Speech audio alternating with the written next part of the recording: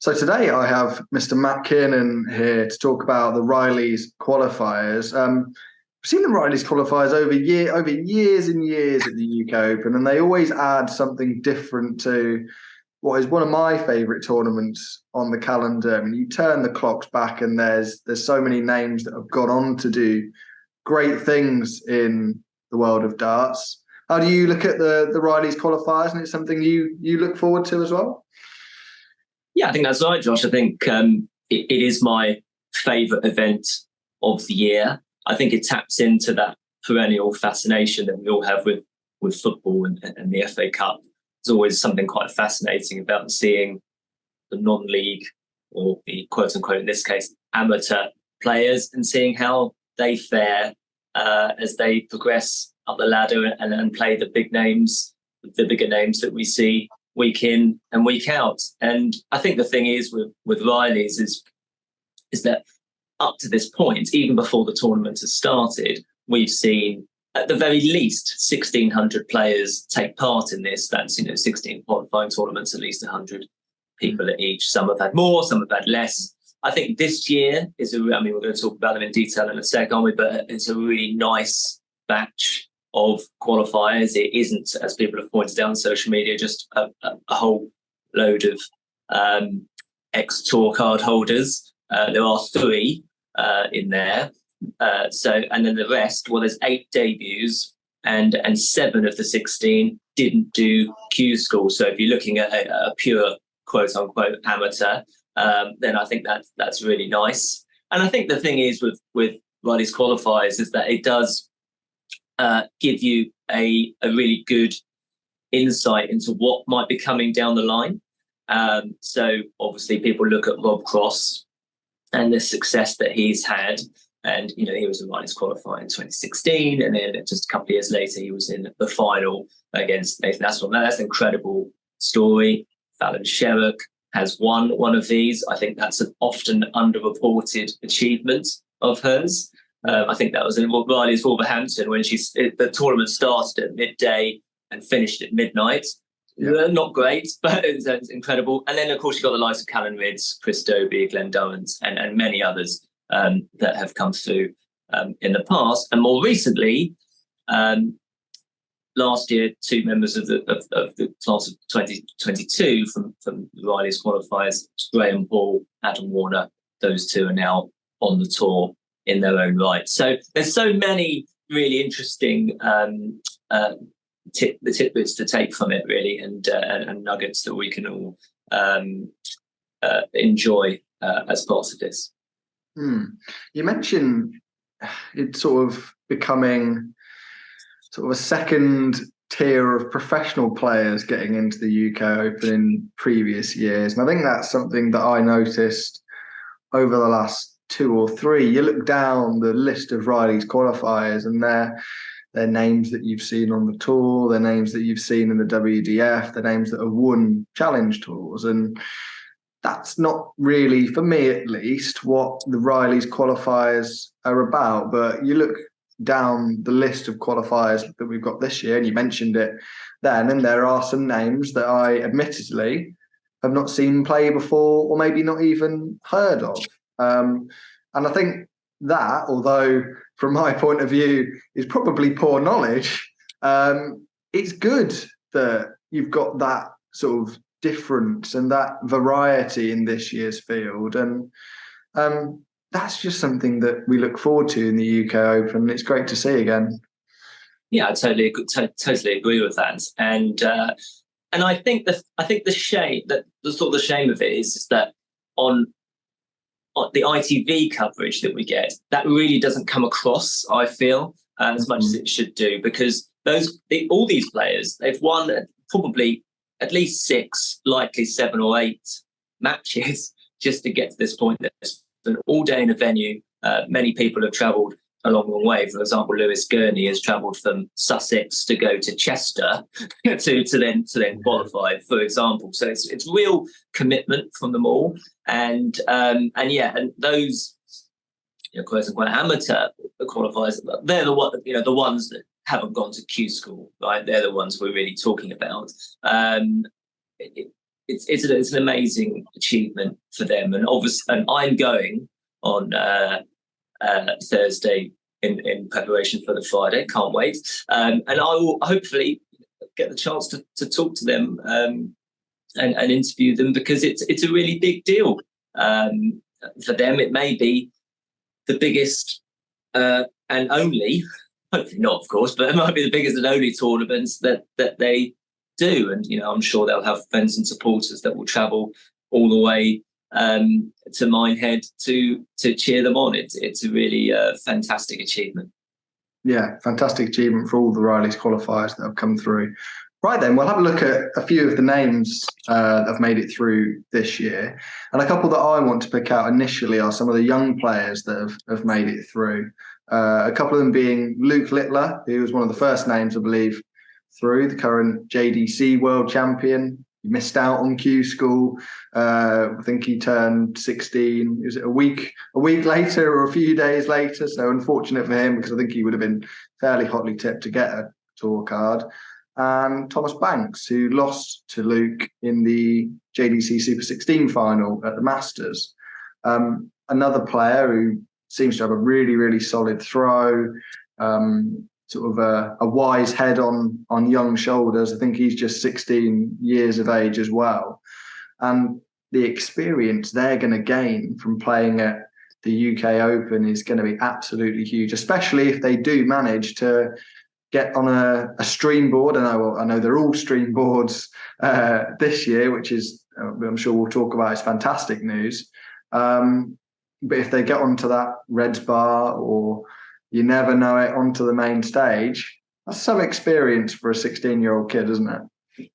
Well, absolutely. I think, goodness knows what sort of conversations they have behind the scenes as they're picking out what games they're going to put on the main stage and on board one and the rest of the boards. But I would imagine that those two will almost certainly be on the main stage or board one for that reason, because it's an incredible story, and we always gravitate towards that kind of story in the FA Cup in football, don't we? Oh, there's a kid, he's 16 and he's playing, which of course is a fascinating narrative.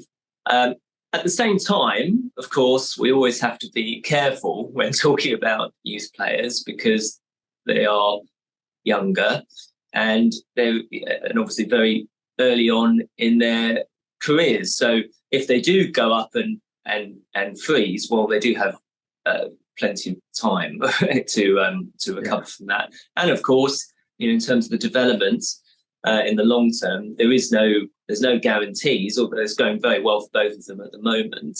But there's no guarantees that they will necessarily transition through into the senior rank. So we do have to be. There has to be an element of handling and care in that respect. With Banks, in particular, as was a lot's been spoken about Luke Littler, and rightly so. Banks is a development tour semi-finalist. He played the last batch of events last year, and he won the youth events at the Viking Cup and the British Open as well. And most recently, he played in the Middlesex Super League, which I'm sure you follow with great interest, Josh, and averaged well over 100 in that environment. And that's sort of the breeding ground, isn't it, of grassroots styles, the Super League. So they come into it in very good form, and it'd be fascinating to see how they get on. Yeah, certainly will. There are some more familiar names on that list. We'll run through them very quickly, but James Richardson's obviously competed on the PDC tour for many years. Brett Claydon was a tour card holder until not long ago. Darryl Pilgrim we've seen on the Pro Tour. We've seen him at the top of the Pro Tour rankings in terms of averages, but talk about Darryl a little bit, because I know he's someone that you're fairly close with, and he's had some great performances in the last couple of years. And I think going into something like this UK Open, he's got a bit of experience. He knows what he's doing. So he's one of those players on that list that I would not want to be playing. Yes, so yeah, declaration of interest. Dale Pilgrim's a very close friend, and we are, and it's a running joke actually, because generally, in terms of a darts stats quiz, Dale Pilgrim is generally the answer to whatever those questions are. But I'm picking him up on Thursday, and we're driving down, so at least I'll have some company for the trip. He has played really, really well, and of late, but keeps running into players that just seem to up their game just at the wrong time. And I think Stephen Burton is another example of a player who he's a tournament holder now, but always missed out on Q School by a point or legs difference, or it's that kind of deal that unfortunately Dell faces, and that's the nature of the beast, isn't it? Because it is that competitive to try and get on the tour. So he'd had a number of weeks of missing out at Q School, and then had runs at the Challenge Tour, but not quite into the sort of the top semi-finals or final. So it was a reprieve as such to play some really good stuff at that Riders Victoria event. Played his friend Jason Askew in the final, which is always tough, as you might imagine. And then got through, and that's the third time that he's actually qualified from Rise Victoria. He certainly comes into this in the best form of his life, really. And I went to the first one he qualified for in 2017. So it's a while ago, and missed out in the first round on that occasion. Didn't play anywhere near as well as he does now. So it's all part of the progression, isn't it? And I mean, some people it's overnight, and others it's just a steady increment over the years. So yeah, he certainly comes into it in good form.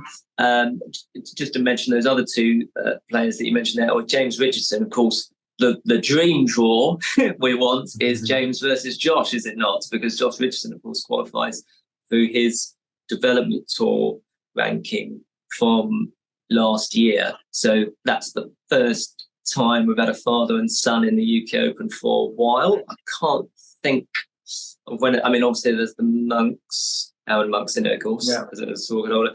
I don't know whether the Lovelies were both in it.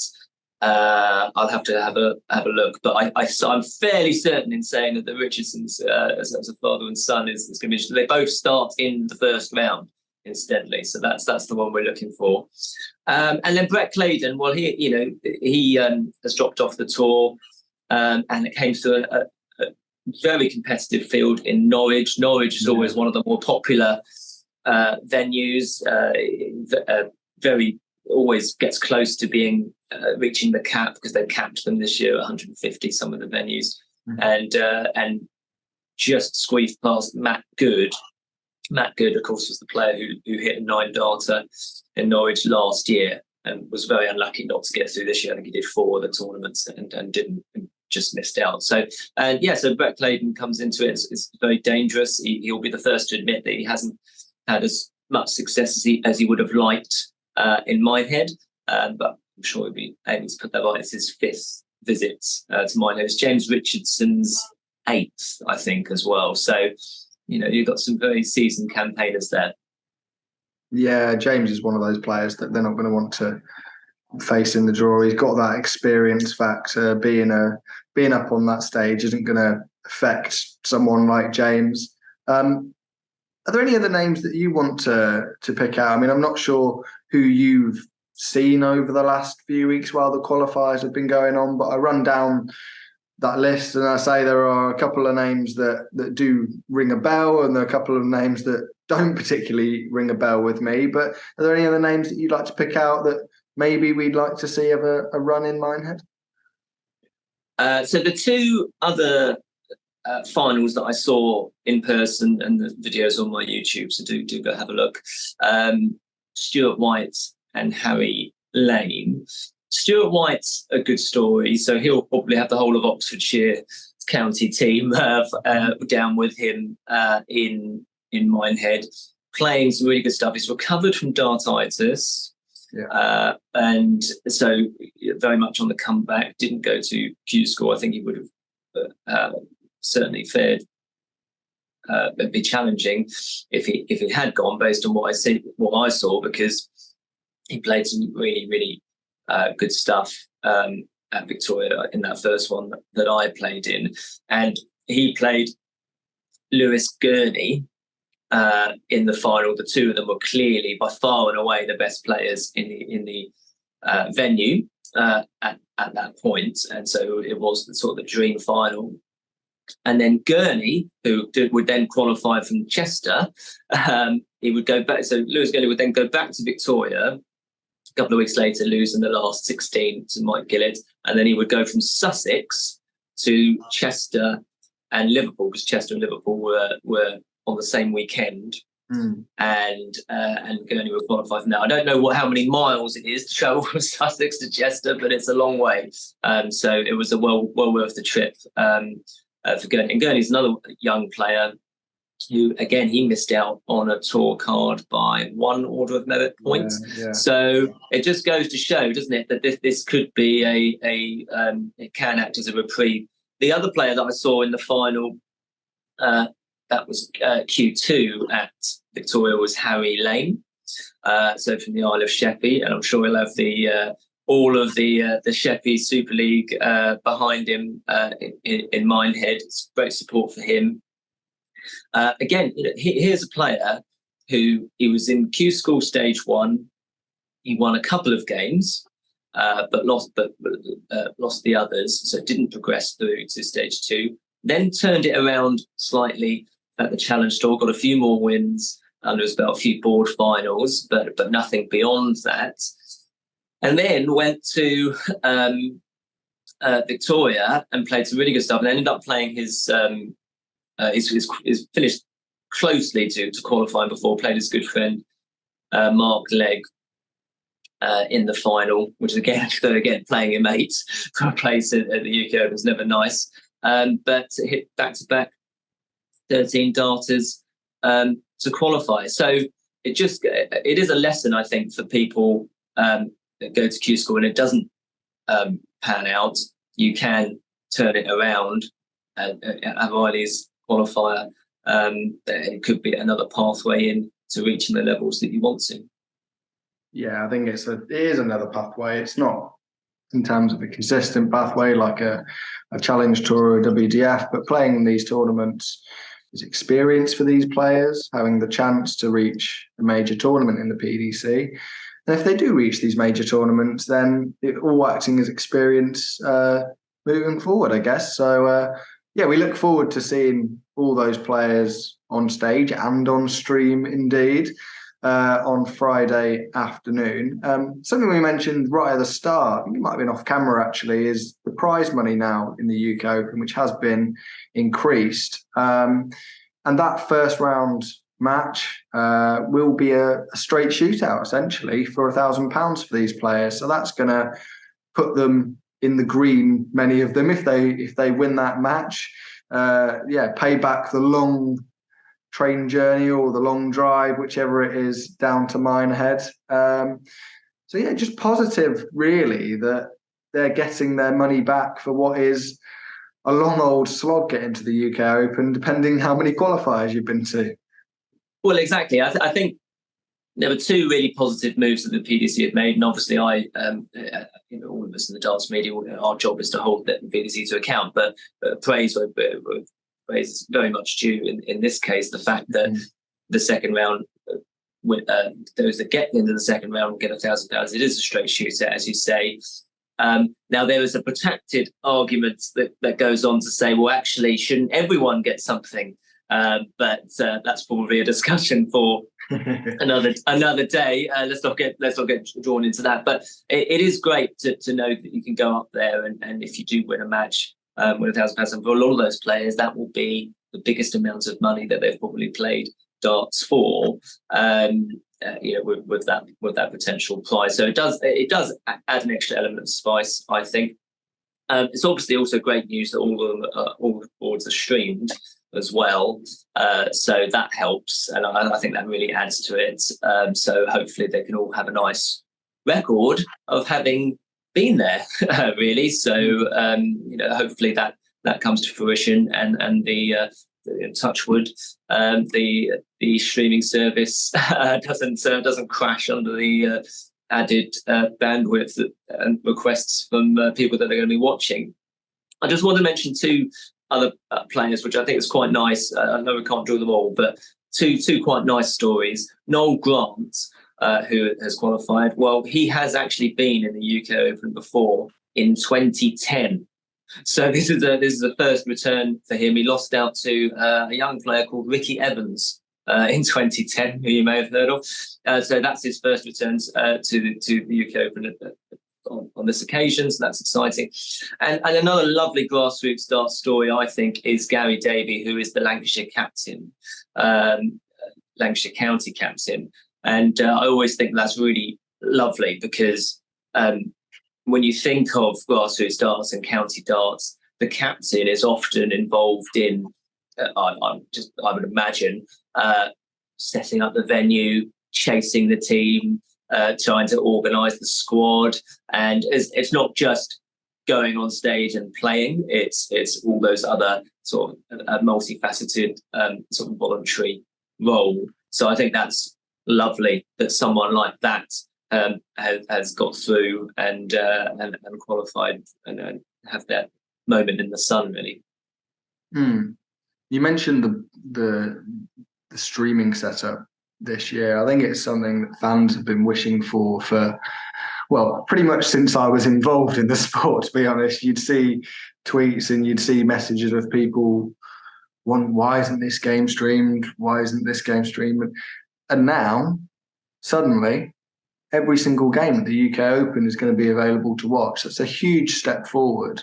And you'll have that chance to watch your friend or your family member or just a player that you want to watch for some reason. And I think that's going to be another sort of USP, really, to the UK Open. You don't get that at a Pro Tour, for example, although maybe they're looking towards that. Who knows? But it's just another huge positive, isn't it?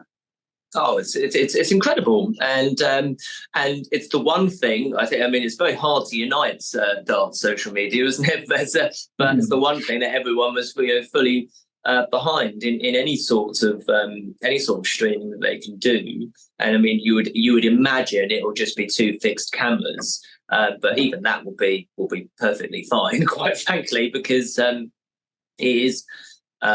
It's fairly straightforward. It's a bit more to set up. It's a logistical nightmare, of course, if you've got that much equipment, but it's not beyond the realms of what they're capable of doing. And I think they'll make a killing in terms of subscriptions, because people will be clamouring to, as you say, watch their mates. And I've always said that the ITV coverage of boards 3 to 8 is poor, essentially, because they've got limited resources, and they will pile all their resources quite rightly into the main board. So you get those nice updates from Ned Bolting in that bar, which is fine. I certainly understand that. And the PTC stream does the board 1, but boards 3 to 8 for me, as a darts fan, that's where it's at, really, because you can get right up close. And you can actually see what's happening, which is obviously a real difference to the main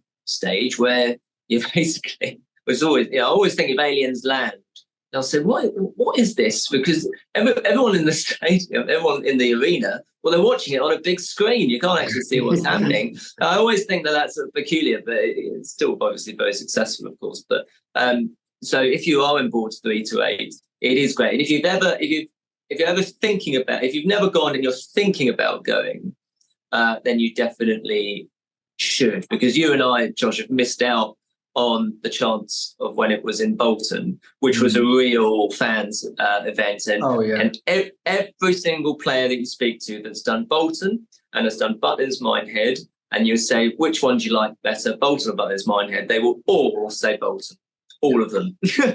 And so we've missed out on that. So this is the closest we can get to that sort of fans experience. And it's really very special because the people in there do care about darts and want to watch it. Whereas, unfortunately, if you go to other larger PDC events, a lot of them, let's be quite frank about this, are watching the darts. It's not aimed at us. Is it as sort of the purists? So no, it's very special, and it's why I'll take 2 days off work and travel 200 miles to go there just for that afternoon session, because it's the busiest one of the year. It's manic, and I've got friends in it, so it is great. Well, yeah, we look forward to what the UK Open brings this year. Maybe we'll see another Riley's qualifier, another Alex Roy come through the field and make it to the latter stages. But we certainly look forward to seeing all the Riley's qualifiers and all the players at the UK Open over the weekend. Thank you very much for joining me, Matt. Much appreciated. And maybe we can have a chat afterwards and crown whoever's been the most successful Riley's player of the tournament.